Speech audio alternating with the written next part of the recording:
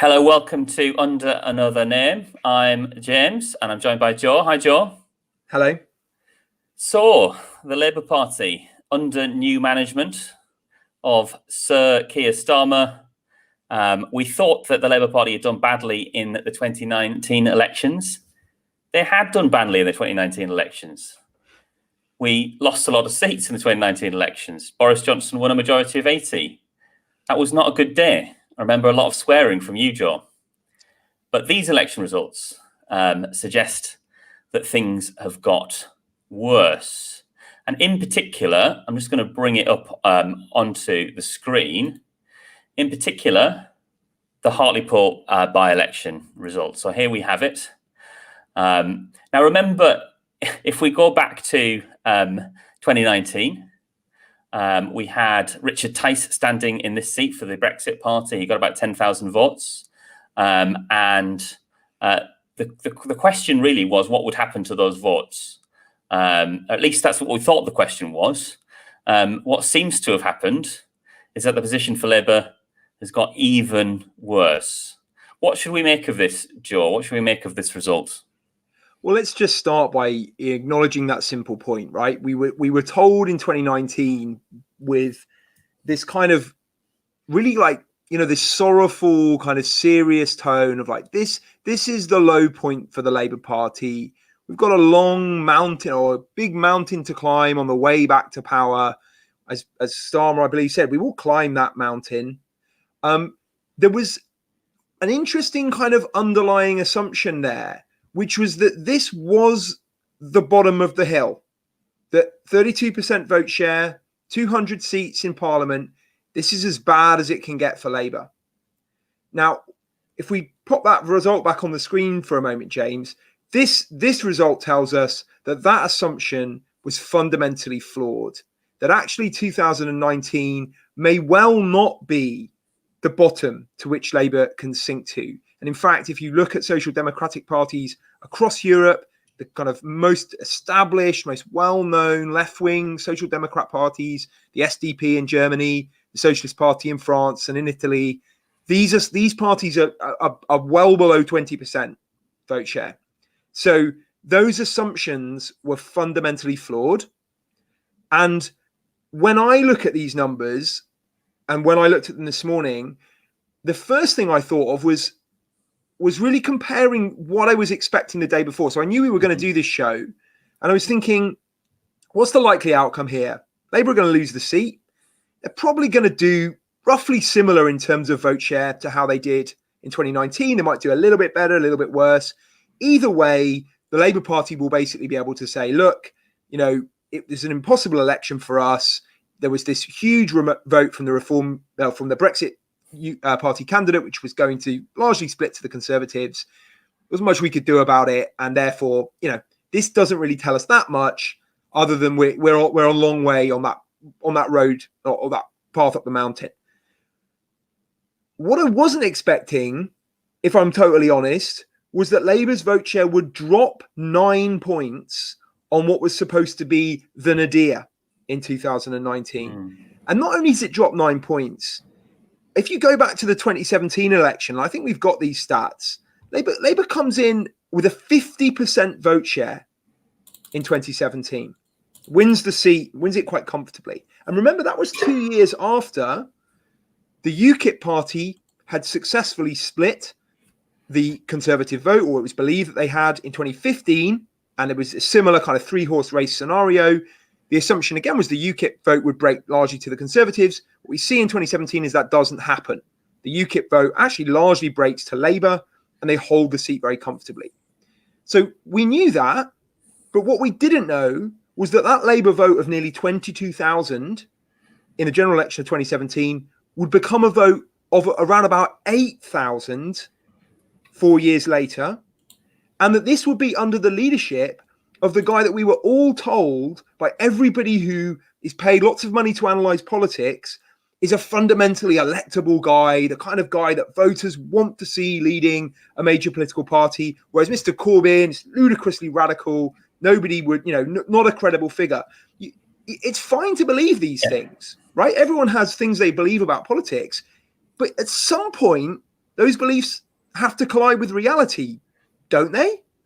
Right, Or and let's take a step back, right? Yeah. Because the question that we had going into this, and the reason why Hartlepool is such an important seat to look at, and really matters, is there was a real question in 2019, and the question was, is this just a blip? Now I never thought it was. You and I have always thought that the cultural divide in our politics, the polarization of our politics that Boris Johnson has capitalized on in uniting the Leave vote, in uniting the right in this country, that this was a sort of permanent realignment or a significant realignment of British politics. But there was an argument that some people put forward that said, oh, this is just a blip. The 2019 election is about Brexit, or it's about other factors, and those other factors will go away. So therefore, in a seat like Hartlepool, Labour can start the journey back to winning again. Now, what this tells us is that isn't true. That not only did the Conservative Party win the vast majority of the former Brexit Party vote that Richard Tice had at the last election, but Labour, well, it looks like their vote stayed at home. It looks like a turnout issue. It looks like some of their vote may have gone to the Conservatives, and so the problems that Labour have in seats like Hartlepool, they look deep-seated, and it suggests to me that the red wall, the collapse of the red wall, if things continue, is not complete. That we could see it's perfectly possible to imagine an election in 2023 or 2024 where actually Labour lose even more seats in the north of England, and elsewhere in the red wall. Yeah, I don't reject that analysis, although I'm a bit cautious of it, right? So I definitely agree with you. There's no reason to assume the 2019 election is a blip. It may be, and it should be good again here if you've got the voting stats for last few elections in Hartlepool for Labour. It may be that there's a sense in which the 2017 election is the blip, right? So if you actually look at those stats, there's actually a very continuous decline from 1997 to 2015. There's a weird exception, which is 2004, because that's a by-election. So there's a bit of a drop there. But if you just ignore that, essentially you can see there's just a steady decline. And then there's this one little weird blip where the Labour Party suddenly pop up to 53% of the vote under Corbyn in 2017, and then they just start sliding back down again. They do a little bit better in 2019 than they did in 2015, but the slide then continues into 2021.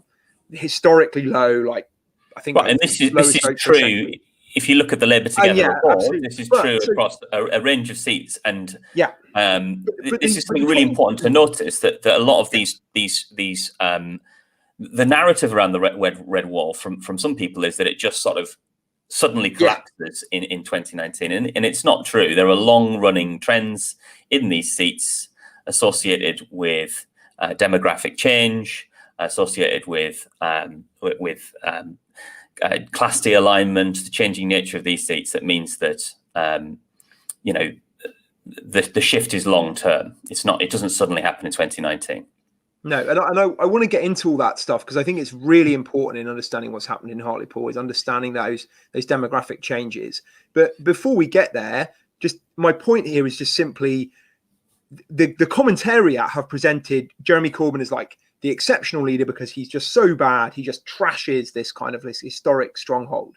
What my contention is basically, and again, this is just based on the electoral evidence, that it looks more like Jeremy Corbyn does exceptionally well in 2017, unusually oddly well, and then really we just revert to type in 2019, and there's no reason at all why that doesn't continue. But I just put a caveat in there, right? So I certainly think there's no reason why it wouldn't go lower, but I also don't think it's inevitable that it has to.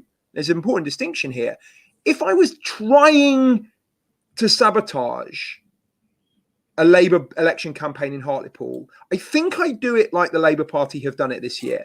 Like if it was my goal, so I was trying to say, like, how low can it go in 2021? Let's see how few people we can get to vote for the Labour Party. Like, I've put this out on Twitter. This is worth noting, just in terms of pure statistics, that 8,000 or so people who voted for Labour in Hartlepool in 2021, that's 12% of the electorate, right? So let's just, how low can we go? It's 1 in 8 people in Hartlepool in this historic stronghold have actually turned out and voted for Labour. So why do I think this is almost, I don't think it is sabotage, by the way. I think it's just a reflection of like the instinctive political analysis of people who have a deeply flawed understanding of our politics. But it could be mistaken for sabotage, because let's see what they did. So first of all, they spent the past year, rather than focusing on building a kind of compelling vision of what Labour is for, and also making a strong narrative about the absolutely endemic failings of the Conservative government on the coronavirus crisis, they have spent the whole time really talking about themselves, talking about change, if you see what I mean, talking about themselves changing, talking about themselves having values without actually offering anything that demonstrates that. So that's how they spent the last year. They've been alienating their own activists. They've been spouting vacuous nonsense that nobody's impressed by. Okay, that's the long-term background. Then we get to the actual campaign itself. We're going to select somebody from a short list of one with no local process at all. They select somebody who's not from the constituency, who's a Remainer, who's lost his seat in 2019, and who, as it turns out, when he's actually interviewed in the campaign, is a really uncharismatic and unimpressive candidate. So there's those problems. Then also during the campaign, you're not talking about any issues at all. You spend the whole campaign basically just walking around being photographed in front of flags and drinking pints. And then at a moment where you've got an opportunity to claw back some support by talking about corruption in the Conservative Party, you get Peter Mandelson to campaign for you. It's actually mind-blowing. And so I think we have to just have a note of caution. And by the way, I think this might be a good moment to queue up Keir Starmer's response, but your call. Well, let's just get into what the voters said when you asked them. Well, okay, right? So when you ask voters why it was that they didn't vote Labour in this election, this is the word cloud that you get, and you can see really clearly Starmer's name in the middle, and there's the idea of policies, the candidate. So we're not just making this stuff up. When you poll people, they really clearly say, well, we don't like this Starmer guy. Doesn't have any policies, and who the hell is this candidate, right? That's what they say. And you can see the word local there as well, right? He's the feeling that he's been parachuted in. So the polling is telling us that the fact that Keir Starmer is not a very charismatic politician, because he isn't, the fact that he doesn't seem to stand for anything, these are real problems for the Labour Party. It's clear to me that Starmer's strategy in the first year as leader was to simply not be Jeremy Corbyn. He saw that as many on the right of the party do, as being a huge problem for Labour. And so, in your first year, what are you going to achieve? You're just going to not be Jeremy Corbyn, and you're going to try and look competent. You're going to attack the Tories in this forensic manner that he's got Prime Minister's questions, and you're going to try and appeal to the press and try and swear around the commentariat. Well, if that was a strategy, clearly hasn't worked, and neither has whatever the hell their slogan is. The only thing I can remember in terms of slogan was jobs, jobs, jobs.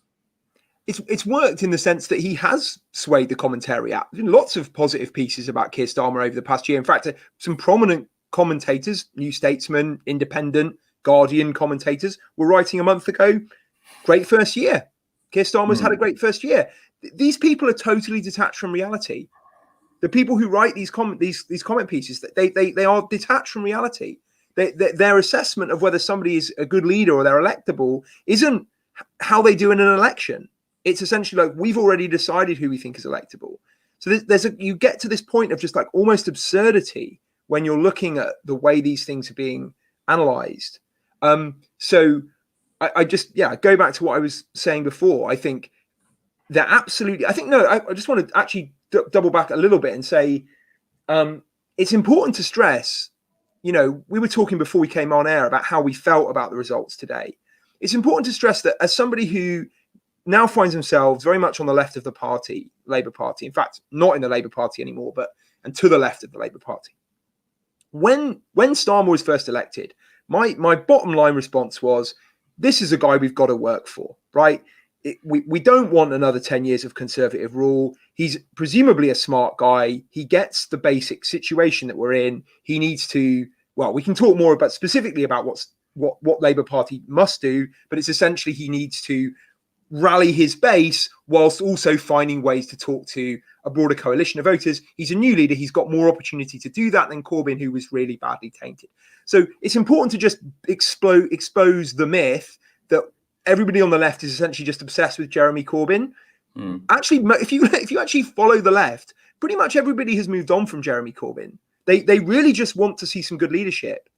And the people who are absolutely obsessed with Corbyn and talk about him relentlessly are the people who are supposed to be moving the Labour Party on from Corbyn, i.e. the current leadership, who could talk endlessly about how, in fact, it's impossible to do anything, all the things they're not bothering to do anyway, because Corbyn was leader, well over, 18 months ago? I've lost a year ago, or we're 18 months on from that 2019 election. So it's important to stress that. So how do I feel now? To be honest, I'm way past the point where I'm like traumatized by Labour election defeats. This to me was, I expected Labour to do poorly, but even I was surprised by how badly they've done, and I'm equally surprised by the kind of the insulation that some people on the right of the Labour Party and in the commentariat have from reality. Essentially, because they've already decided what the truth is. They've already decided that Starmer's a good leader, that he's electable, that he's winning back the red wall. It's too much for them to rethink that. So it would involve conceding way too much on other things that they won't concede on. So given the choice between reconsidering the strategy and actually doing something that might work, and doubling down on their analysis and refusing to admit that they were wrong, they're absolutely plumping for option 2. And coming back to this idea of how we feel, I mean, I think the other sort of myth is that, the left are delighted today. I mean, some people may be. Part of me, to be perfectly honest, coming into this, felt that the Labour Party needed a kicking because it might prompt a reaction that would lead them to re-examine their strategy, and they might consider a move to the left. So part of me felt like that in advance of it, I've got to be honest. But I feel dreadful today. I don't know whether it's because I stopped up really late last night watching nothing happen or whatever. But it feels to me like it feels to me like the party are not going to learn the lesson, because just judging from today, there's an awful lot of nonsense being spoken to on Twitter by lots of people. There are people saying that what Starmer needs to do is to engage in a purge of the left. There are lots of people who are still obsessively focusing on the red wall and not focusing enough on energizing the base. So it feels like the lesson's not going to be learned, and therefore we're going to be left with a watered down version of Starmerism, maybe, whatever the hell that looks like. And so if Labour were to somehow, and it is possible, we've talked about this before, if we had a massive economic catastrophe, if Labour were able to somehow pin that on the Tories, then the sort of bland centrism that Starmer represents, there's a possibility of it winning. Okay, but if it did win, I mean, who cares? Like, what's the difference between Tory light and the Tories? So I can't get excited about that. And it seems to me at the moment, well, it's exciting being part of social movements. It's exciting being part of parties like Breakthrough on the left. But unless we can influence the Labour Party, then we're not going to get anywhere. So it feels to me at the moment, my sort of deep pessimism is we're not going to win the election in 2023 or 2024. So that is going to be, I'm just counting, I'm not very good at maths, another 8 years minimum of Conservative rule. And just imagine that they don't learn the lesson in 2024. And what's going to happen then? We're going to move even further to the right. Christ knows what that will look like. And then we're going to have what? Yeah, I'll be like 51 or something by the time we end up maybe having a Labour government, and that Labour government will be will be led by the sort of I feel like I'm resurrected corpse here of Margaret Thatcher. This is becoming apocalyptic at this point, even I, who I can kind of get there if I need to, but I just feel like I need to intervene, almost from the point of like therapy or something at this point. I definitely want to see that Starmer clip in a moment where we see that explanation, but maybe before we get there, let's pause for a moment. So I definitely think there's every reason to be very, very skeptical about the Labour Party's ability to reform itself. And there's certainly nothing I've seen today that suggests it's capable of understanding what is happening. And I think it's worth then, I think we need to probably in a moment, we need to go back and we need to actually think, okay, well, what is it that's happening? Why is it that, 50% of the voters in Hartlepool have voted for the Conservative Party in this election? What are those? There are these broader social trends that are important, economic trends as well. And so we need to hit all of those. But interestingly, I had a viewer question actually before this show, right? So I can share this with you, and you can answer this as well if you like. This is from Mr. Harry X. He wishes his surname to be anonymous, if you see what I mean. He asked me whether the Labour leader needs to have a kind of big personality. And it's a good question. I mean, my initial response to it is just to say he needs to have a personality, or she needs to have a personality. That would help. I mean, we'll look in a moment. I think Starmer is basically a void. I think that's pretty bad, right? It's actually bad. And it's funny, you kind of end up actually with some of this. You end up just going back to some quite basic, the kind of stuff that, people like sensible political analysts have sort of said for years. You need a candidate with a bit of charisma. Yeah, you actually do. And it can make a big difference. And I think it is important to have these sweeping, broader analyses of what's going on. I think we should get into that in a minute, the economics, etc. But personality does matter in politics, and things can change quickly, very quickly, actually. We know there are some scandals in the Conservative government that aren't actually done yet. We don't know whether it's still possible those could yield some, important scalps or whatever.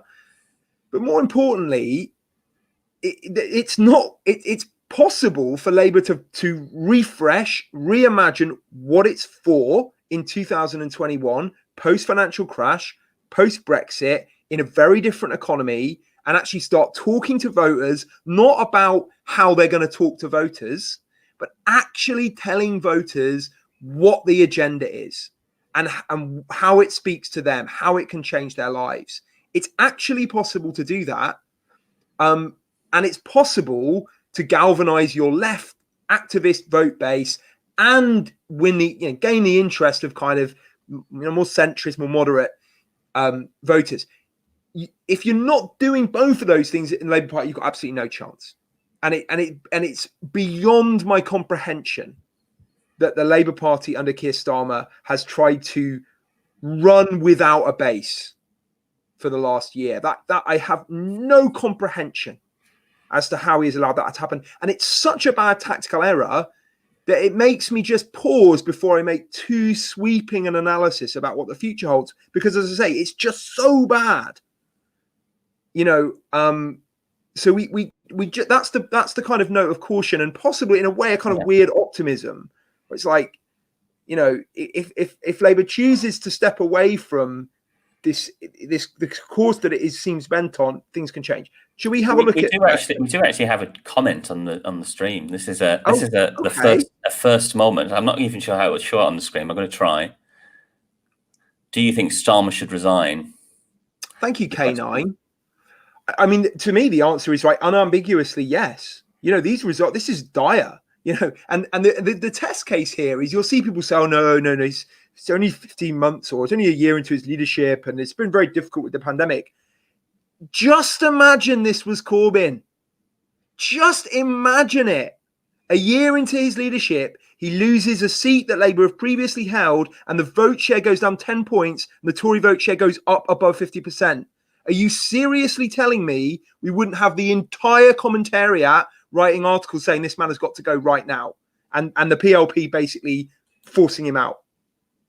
It's not credible. So there's no doubt in my mind. Sorry, there's no doubt in my mind that Keir Starmer should resign. Not because I hate Keir Starmer and I'm obsessed with. It's of course he should. Now, will he? No, I don't think he will. But he definitely should. I'll just drop my headphones. Carry on. I mean, you do hate Keir Starmer, though, don't you? You might be denying it. I was asking you a question, but I didn't realize I was talking to nobody. I was saying you do hate Keir Starmer, though, don't you? I said it wasn't because I hate Keir Starmer that I was saying that stuff. Well, let's take a look at how he's That's an objective analysis. Let's take a look at how he's responded today.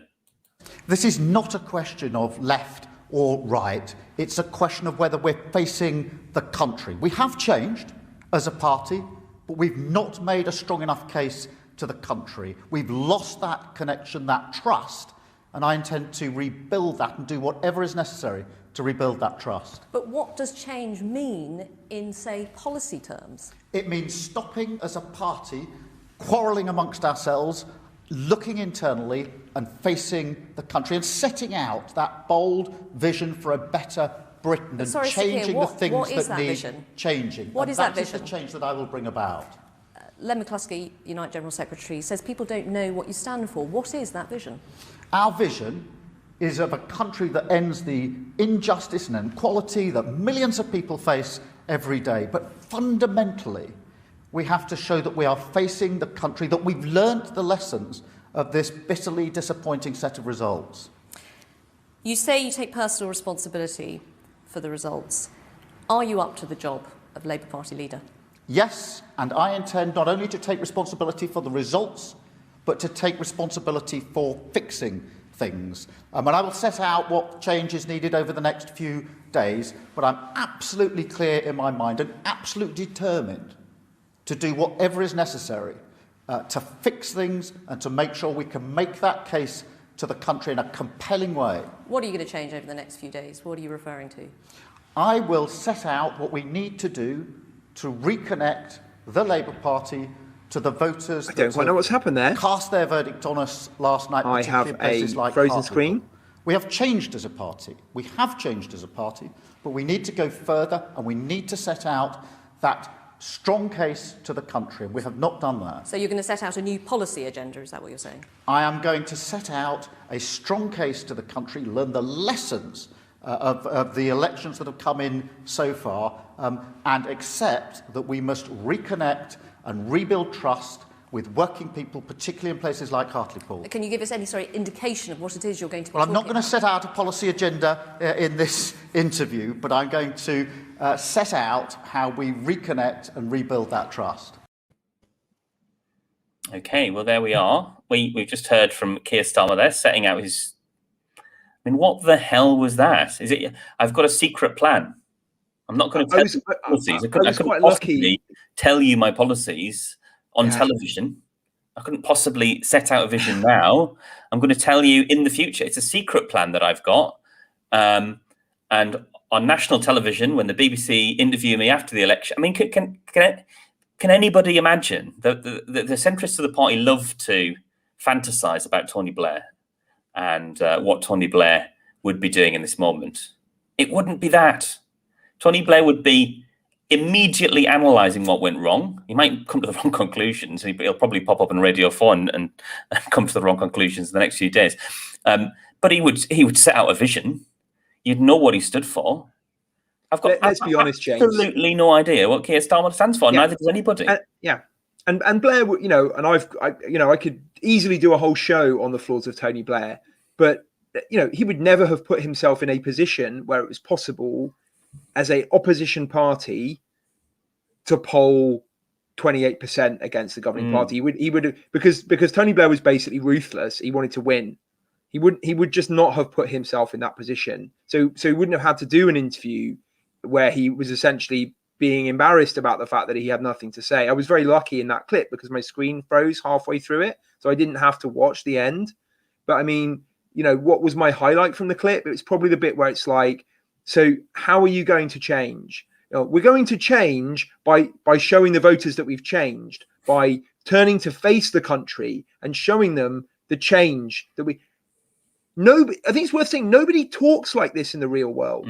Actual human beings don't talk like this. So when they see politicians talking like this, they're just like, you're a weird alien. And also, where yeah. is he? He's standing in front of a bunch of books. This is a point that Aaron Bastani made just now on Novara Media. He's standing in front of House of Commons books. Where's Boris Johnson today? He's in Hartlepool. He's surrounded by voters. He's giving thumbs up. He's taking selfies. You know, the optics of this stuff matter. I mean, this is stuff the Labour right is supposed to be good at. The optics matter. And the optics that Starmer wants to project is, I am very serious and I'm standing in front of some books. You know, that's not what politics is about. Politics is about conveying, being authentic, being projecting a sense that that you understand the people that you want to be elected by.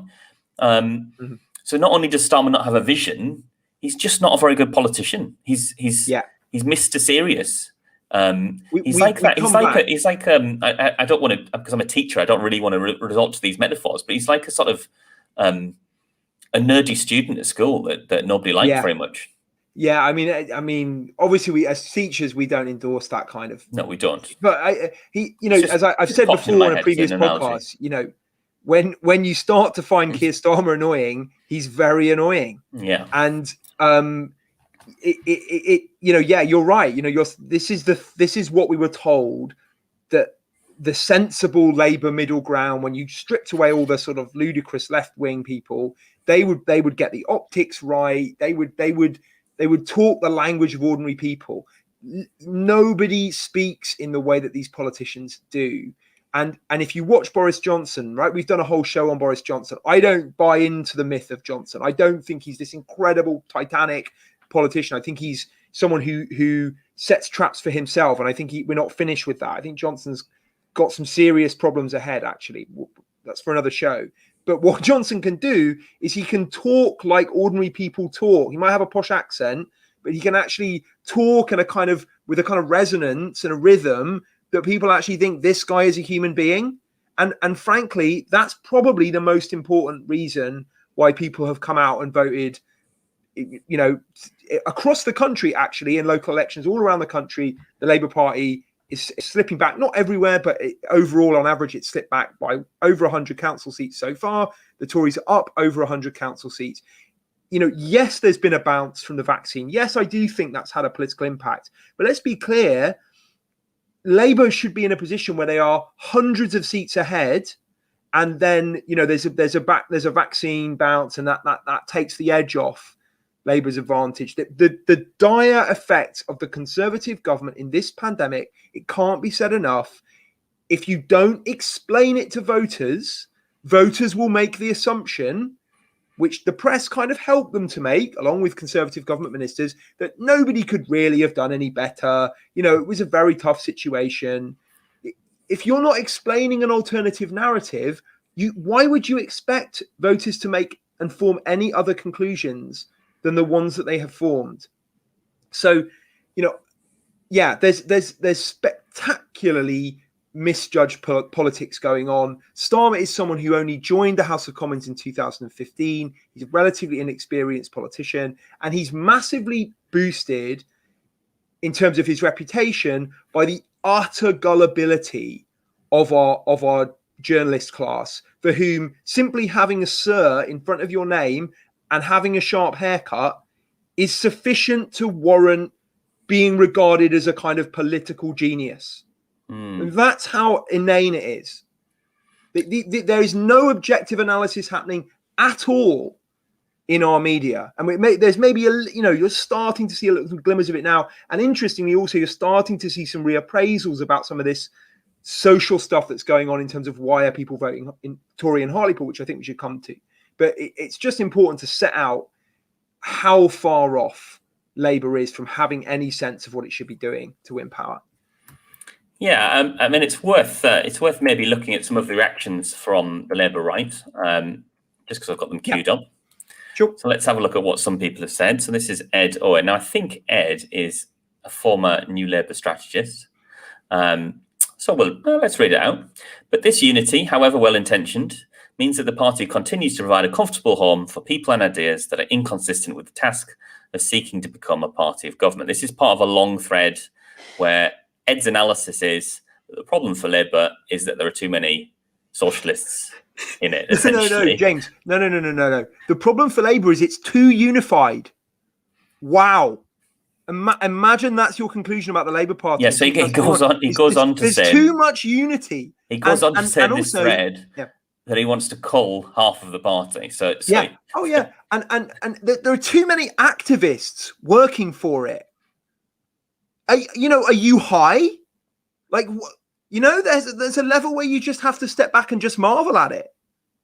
It's like, again, some of these takes could have some credibility in I mean, not this one, but some of the other Labour kind of, the supporters of the leadership, some of their takes could make sense in a context where Labour has gone up a little bit in vote share, but it's lost out to the Tories because they hoovered up the Brexit vote. Some of this could have made sense. I would still have criticised it. I'll be completely honest. I would still have said in those circumstances, the result wasn't good enough. And that's because I don't think it would have been good enough.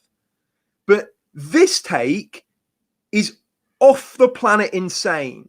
And this is a guy who was paid tens of thousands of pounds as a senior political strategist and is still regarded by some people as a credible political voice. He's basically saying the only strength the Labour Party has, essentially, it's its activist base. Gut it.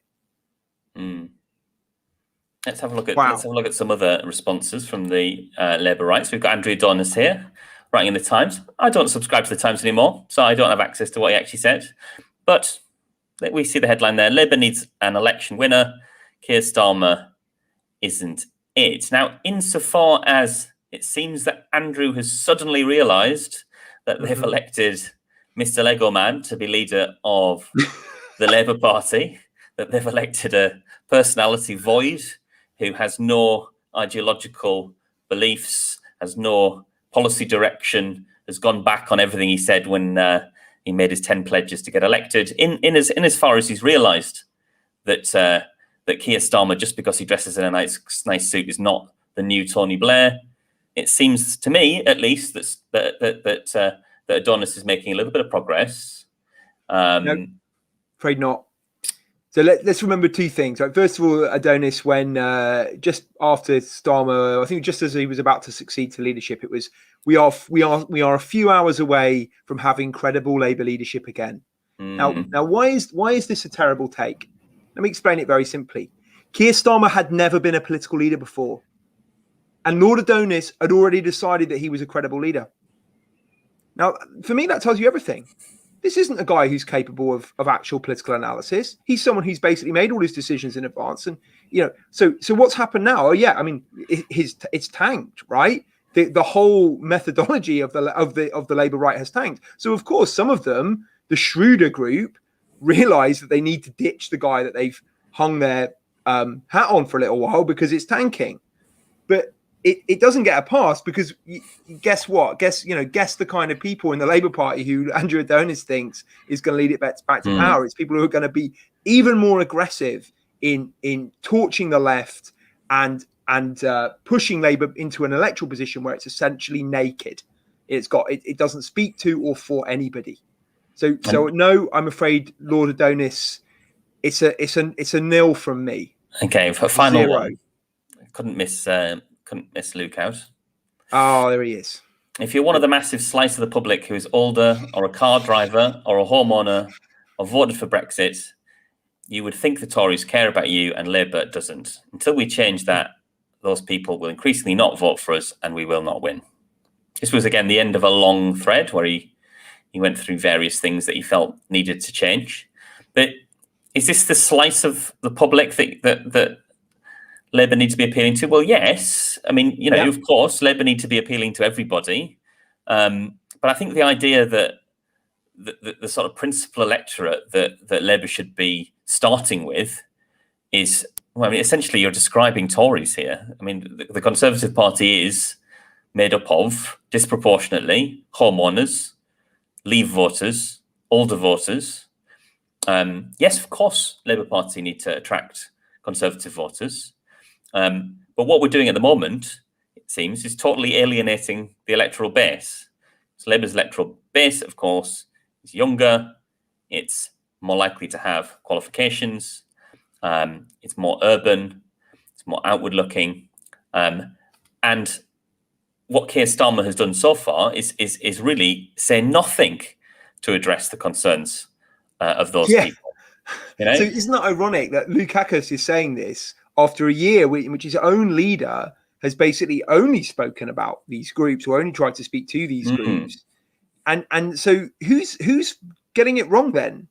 If Akka's choice for leader is the guy who's been trying to speak to these guys, he's saying Labour isn't speaking to them. Now, I just want to say something else on this as well, right? Well, a couple of things. One is, what does he mean by Labour's against car drivers? Is it because, for example, Labour would support, I don't know, increases in public or better public transport investment, or maybe a little bit of extra tax on fuel? Because there's some sensible policy reasons why you would do that.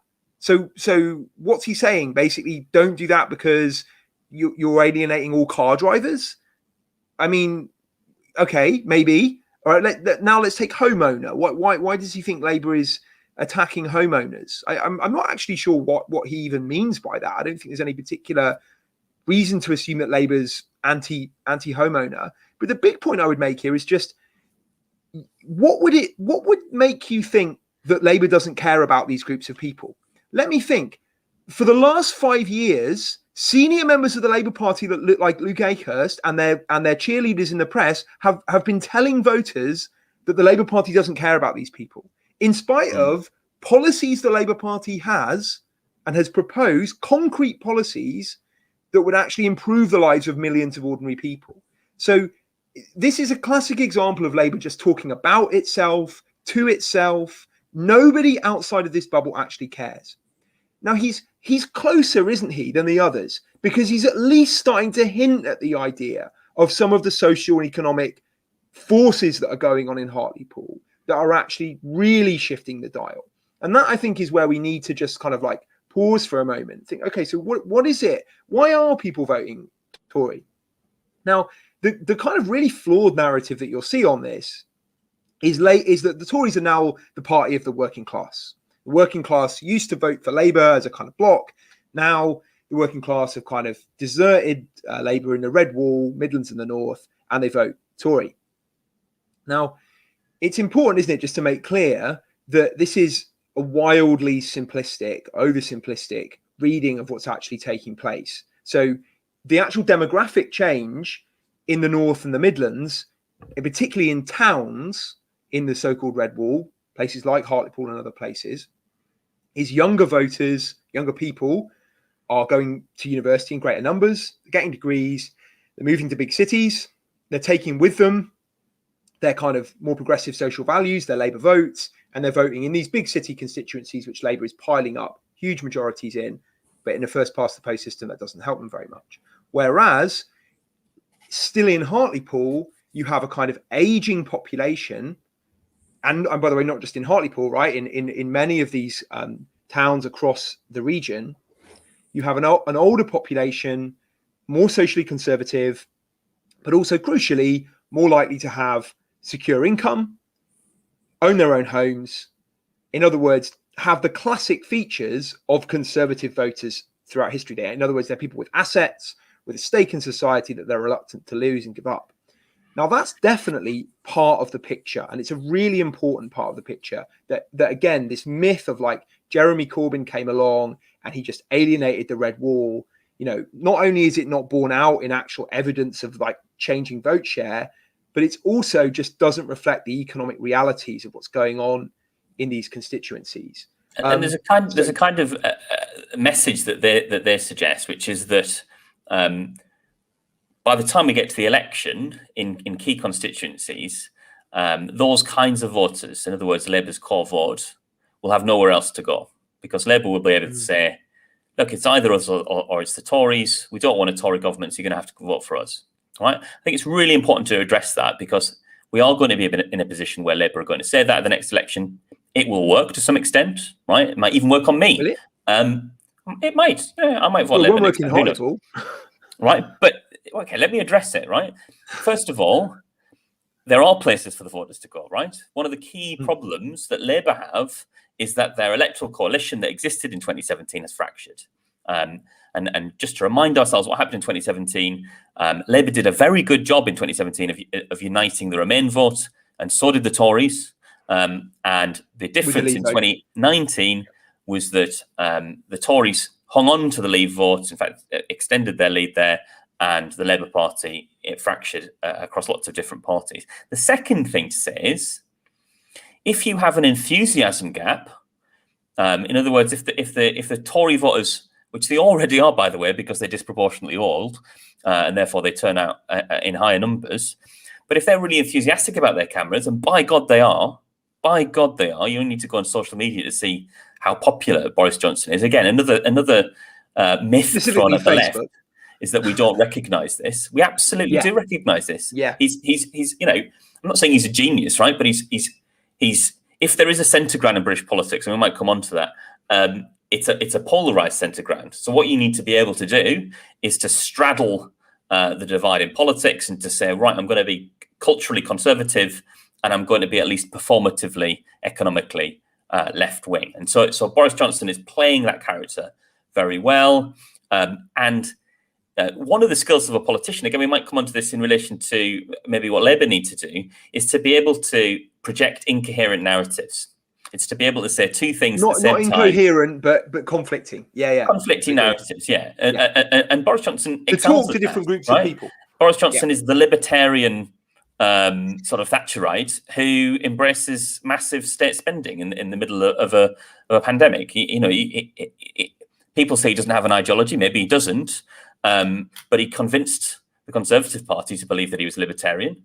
Many people have voted for him on that basis. And what's he spending his time in government doing?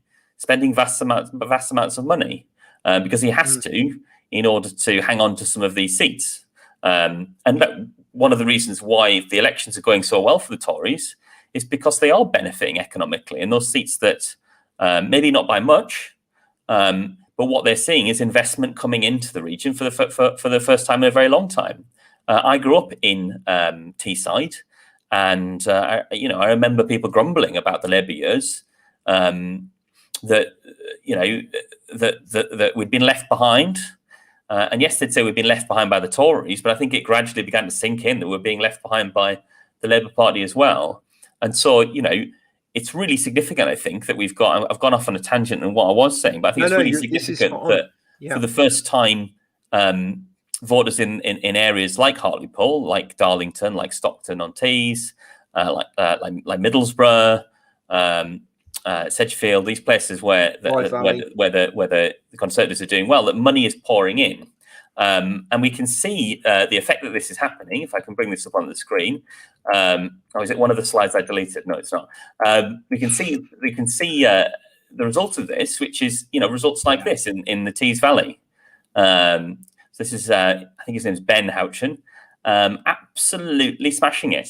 So he won very narrowly in the last election. He won the mayoralty just by a few percentage points. And look at that swing.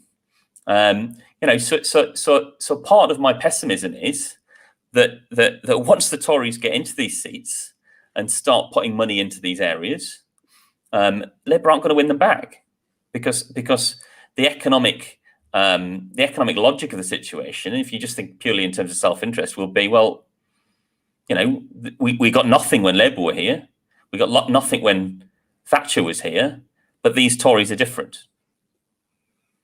So I mean that result. I mean, we had that question earlier: should Keir Starmer resign?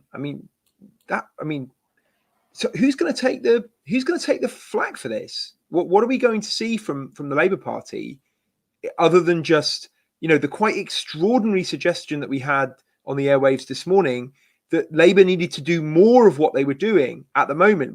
Labour weren't convincing voters about how much they changed, so we need to do more of the same thing that we've been doing for the past year. How can that be convincing at the point where you're losing by what was that 20% swing against the Labour candidate in Teesside? Now, I'm not saying that was an easy election. That would have been difficult for anyone. I do think it's hard to imagine any leader doing worse. I stopped listening to you for a second. What election were you talking about? Sorry, the Tees Valley. Thank you for that. It's a real compliment. I think it was worse. I think no, it was slightly worse than that. Let's bring the well, result up okay, again. yeah, whatever it was. It is about 20%. No, it's slightly worse. So it's hard to imagine any other leader doing worse than this. It really is. My personal, as I say, I think Starmer should resign, but I'm actually kind of more just asking, are we genuinely going to see the Labour Party just say, yeah, we're doubling down here on the strategy, and literally saying things like, we saw Wes Streeting saying this morning, the Labour Party has changed under Keir Starmer. We now have an electable leader. We are credible. The public just haven't heard it yet. What metric are you using for credible? So we've just had a few more questions come through, so I'm going to put them. Yeah. I think I'll end this one. So again, it's the same person. Thank you, K9. Do you think his perception as a London elite has hurt him? Yeah, absolutely. Absolutely, it has hurt him. Because and it's partly because he's just not a very good politician, as we were saying earlier. He's very much leaned into this idea of himself as Sir Keir Starmer, the barrister, the sensible choice. You could see it in the optics of the clip that we showed earlier. Maybe that's partly because they've discussed it and they've decided that he can't be a man of the people. It's certainly the case that whenever you see him out in public, he seems quite stilted. It takes quite some effort, I think, and maybe this is just my perception. I think it takes some effort to drink a pint awkwardly. But I think he manages it. So it's almost worse than the Miliband bacon sandwich. He sort of looks like a robot that's never quite seen a pint before. He's got far less charisma than Ed Miliband.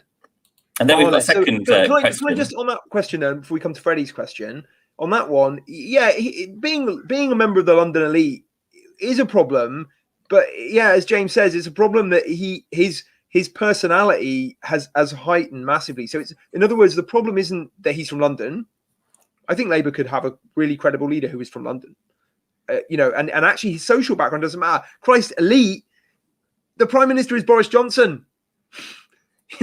Being elite is not necessarily a political problem, but giving voters the impression that you don't sound or talk like them or have any clue about what their concerns are, that's a problem in politics. Yeah, and the pub thing's not trivial either. I spoke to somebody in a pub who really, a very disengaged voter. In fact, I think it was somebody that said that they don't vote.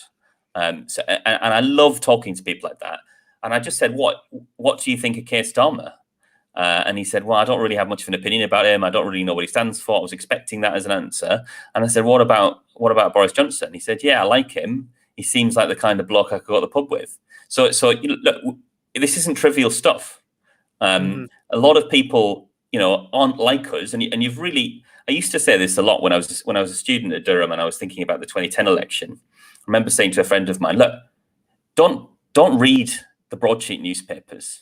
Don't think too much about politics. Totally switch off and buy a copy of The Sun every now and then and read that, and you'll be able to work out which way the election's going to go.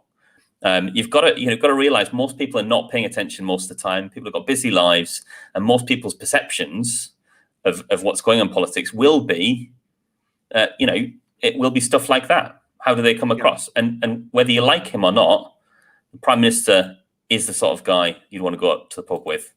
Not me, but sure, yeah. Well, I actually would. I think it'd be quite amusing. Oh God, no, because actually, just on Johnson though, he's so awkward. Actually, he really is. I mean, okay, what do I mean by that? He's really weird guy. He's just got a bonhomie that works on the public stage. He's actually a kind of awkward and unsociable man beneath the mask. But fine, yeah, I get it. He comes across well. Then we've got a second question, and now this is an interesting question because actually.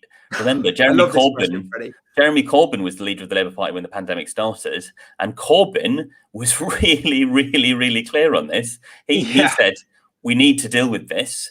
He's an internationalist, right? So he saw what was going on in other parts of the world. He saw what was going on in Italy. He saw what was going on in China. And he immediately said, we need to think about locking down. Like he said it way in advance of Boris Johnson. He was miles ahead of it. So yes, And on furlough. just purely in terms of death toll, Labour would have done better. And the second question is the economy smashes. The pandemic smashes the economy. It means that lots of people having to self-isolate, lots of people having to socially distance. It means that people are not going to work. And what the government have done on the hoof is implement a policy agenda that was described as radical. Of course, they've left out 3 million self-employed people.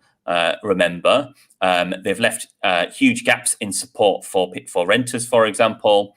And I think Corbyn, if he'd been Prime Minister, let's forget about Storm for a second.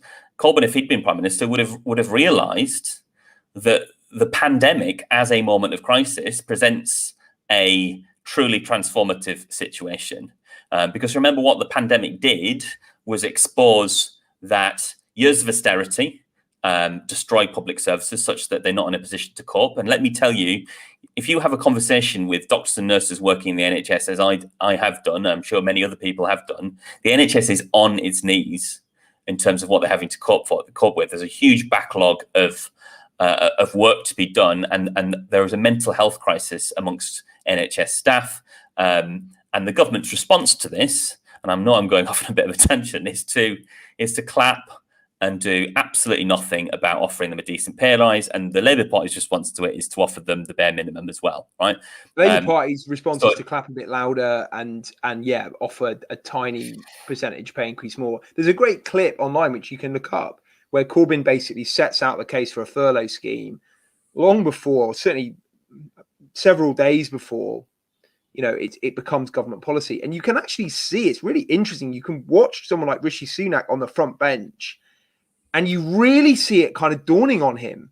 He was taking notes, actually, wasn't he? Yeah, you can just see him kind of mentally, this very green new Chancellor of the Exchequer realising that he's going to have to do this. And all this nonsense that the Conservative Party have spent the last 6 months saying that these kind of like the much smaller kind of economic investment plans the Labour Party was putting forward in 2019 election would like crash the economy. It was like socially radical, it'd be a disaster. The Conservative government was going to have to infinitely higher levels of state spending to get through the pandemic. It's exposed the nonsense of the whole way in which the Labour Party's policy agenda was trashed by the press and by the Conservatives, in that previous era. But I don't want to dwell too much on that. I think there's a really important point to be made here. I certainly think that a Corbyn-led Labour Party would have had a better policy response. But let's be totally clear: if the death toll had been anything like it's been, and if the economic downturn had been anything like as severe, Jeremy Corbyn wouldn't have lasted 6 months as Prime Minister. He'd be gone.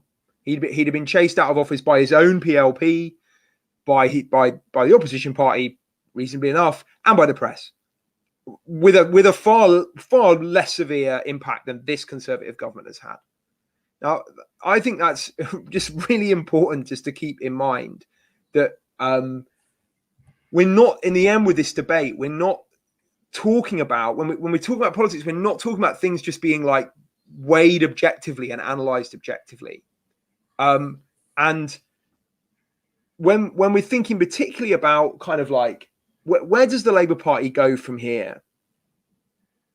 Given the fact that it's not in office, it didn't have the opportunity or whatever to kind of like to really reshape the country in the light of this pandemic. But what it did have was an opportunity as the opposition party to say to the country directly, this is a moment where we have seen, as James has just set out, the deep structural problems of the state.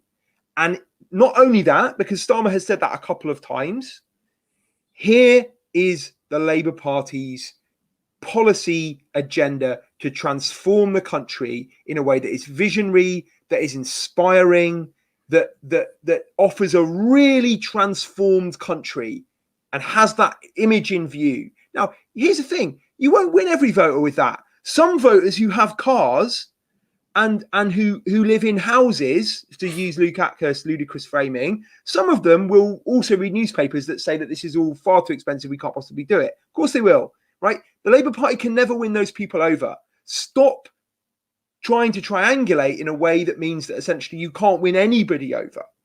The Labour Party has to start from the position of saying, who is our base, right? Yeah. We probably 30% of the public who are pretty enthusiastic about not like necessarily like full socialism, but about a genuinely transformed economic, setup in Britain, like a really transformed economy, right? And we know that because, at the depths of the Corbyn project, when things were going very badly, they polled 32% of the vote in 2019. So it's fair to say that that's a kind of like, if you offer that kind of agenda, the low base is 32%, but it's clearly higher to go, because by that point in 2019, the leadership was deeply discredited. There were deep divisions over Brexit. You take those two things out, you have a compelling vision.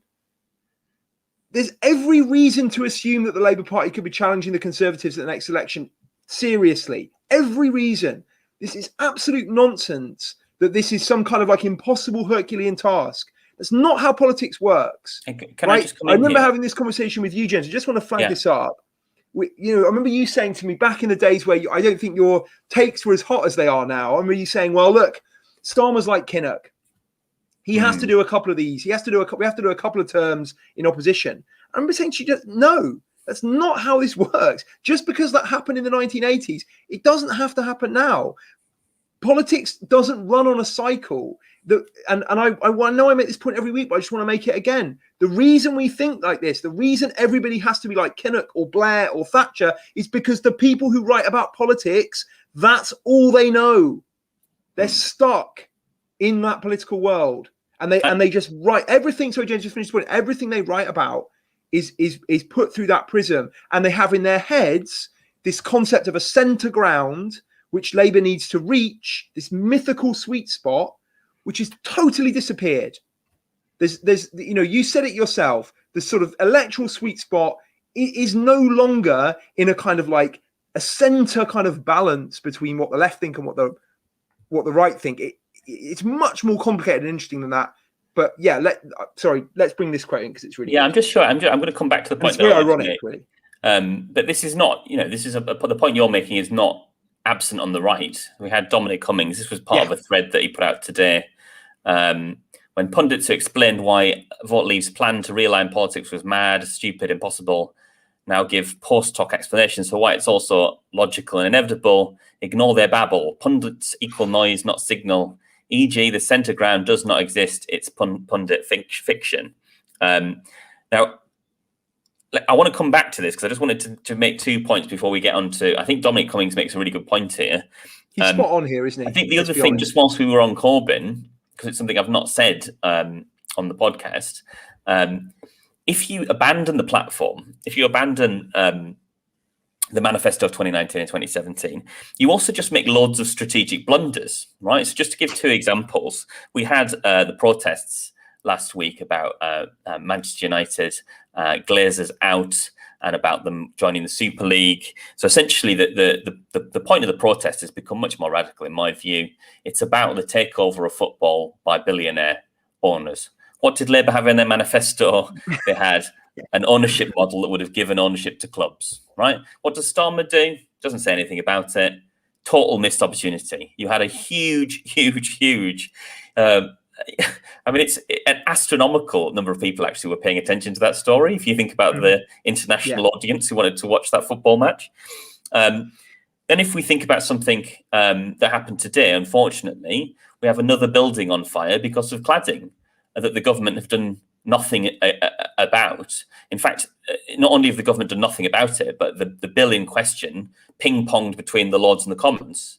And so the government were so keen to not do anything about it that they had a little battle with the House of Lords to make sure nothing was done about it. And so now you've got a situation where leaseholders have to pay for the cost of the cladding, buildings are burning.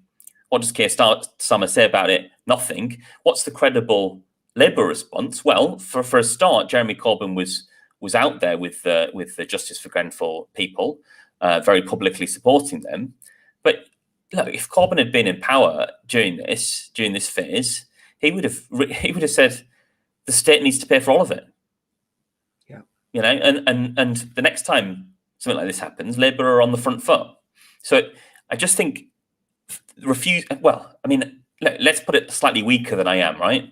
Not having a policy platform is a strategic problem because it means that you can't say, I told you so.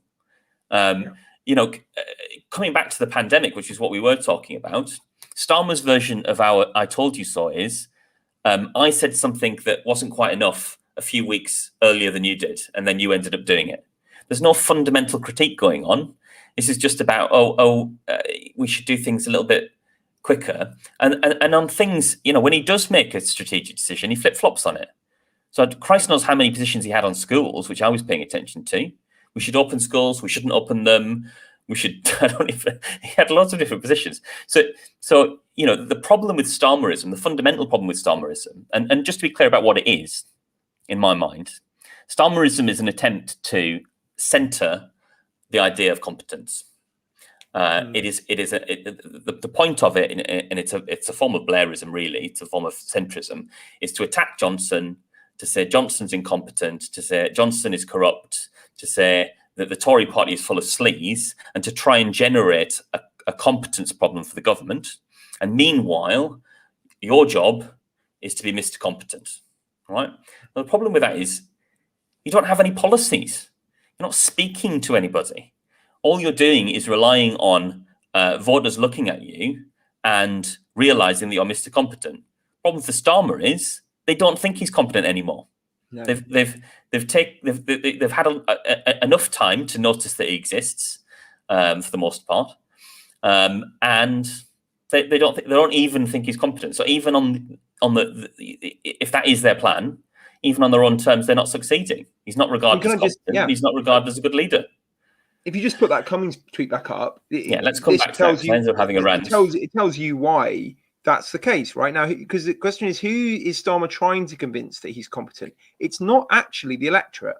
The people that Starmer is trying to convince that he's competent are the people who write newspaper columns.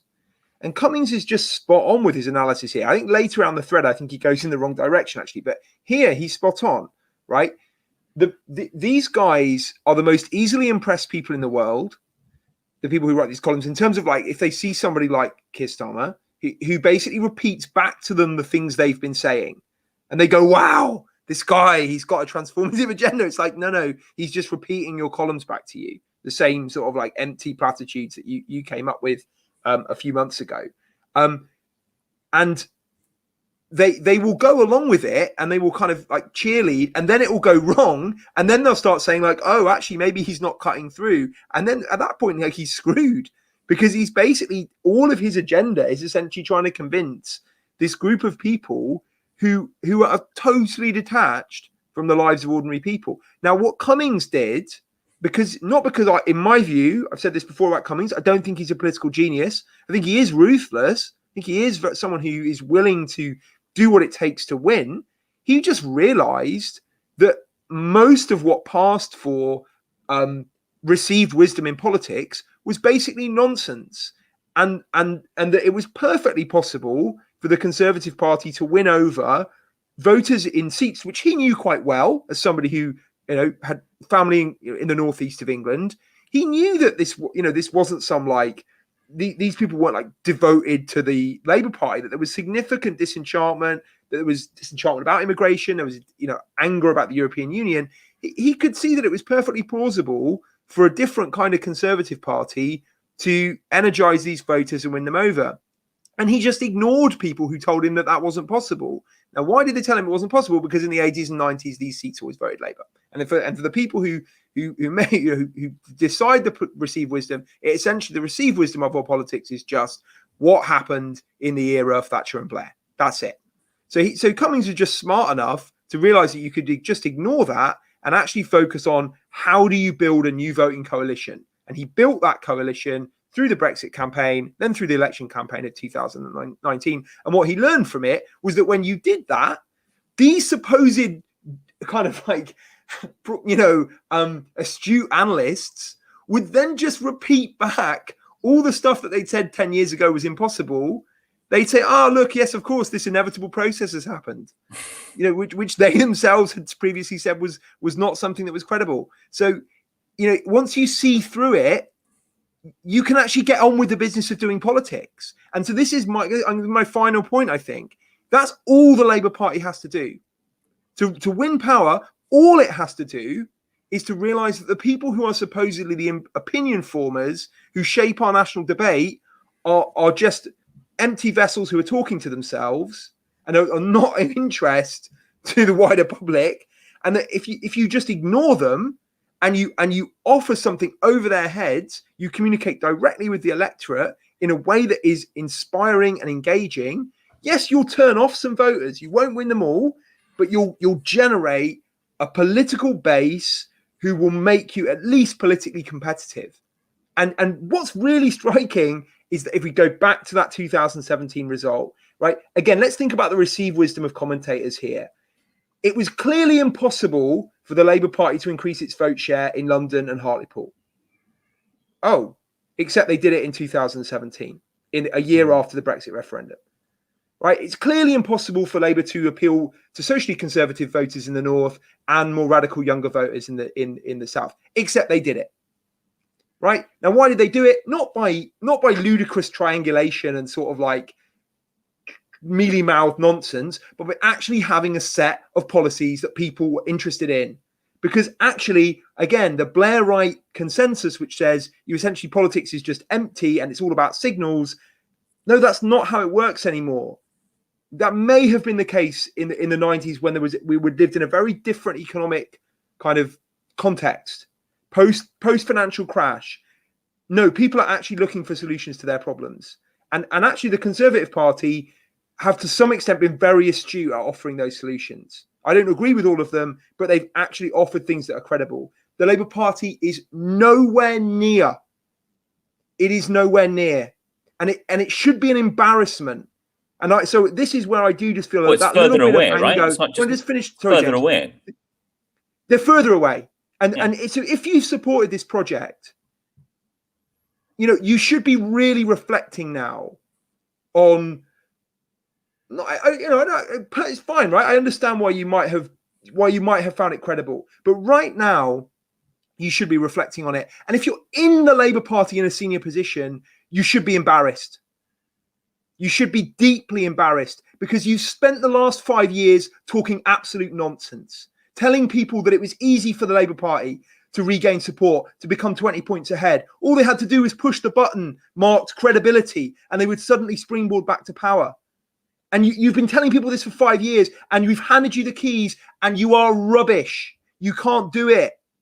You shouldn't be anywhere near leading a political party if you are this far off being able to lead effectively. I could tell you in 2020, I'm not a skilled political analyst. I'm just a guy who watches politics on videos on YouTube. I could tell you what the strategy was in 2020 that would work. You didn't. You guys have paid tens of thousands of pounds and you didn't know what it was. You should be embarrassed. And this is a deeply embarrassing result. And the only reason it's not being framed in that way by people in the centre of the Labour Party is because most of these people have no shame. And they'll just carry on. They'll carry on doing it until a strong enough force within the Labour Party stops them. So at that point, I just hand over. It's got to change, but by no means do I think it's necessarily likely that it will. And we need it to. We absolutely need a Labour government. I mean, that's. Well, we need a transformative government. Whether we need a Labour government or not, I leave to the viewers to decide. Yeah, but that's what I mean. I mean, it's intolerable to continue to live under this neoliberal system for another 8 years. So Labour have got to look really deeply into their souls after this result, do some proper analysis, understand what's going wrong, do something about it, and change this country for the better. And if they don't, they deserve everything they get. They give everything they get, and they don't deserve our votes. They don't deserve our votes. Right, we'll leave it there. It's been a long one, and actually, I think we had probably another hour in us in terms of what we could have said, because we really could have got into more detail about how Labour get back to power. So I think we'll return to that in a future episode. Thank you for joining us for this epic episode. Still more to come on these elections over the weekend, with Scottish results flying in, and Welsh results, and police and crime commissioner results, which nobody seems to be that interested in. But I'm quite interested in how well the Greens do in Brighton, because the Green candidate was the only one to support the Kill the Bill movement. But we probably should have ended with Joe's rant, shouldn't we? I've ruined it now. Terrible ending. No, it's like and subscribe. Like and subscribe, and we'll see you here for another episode of Under Another Way next week. Under another name. What did I say? I think you said a different name. I didn't say a different name. This is the second time you've accused me of this. We're under another name. Like and subscribe. They're not even going to like and subscribe now, are they? Please like and subscribe, please. Please. Come on. I'm begging. Right. Cheerio. Good night.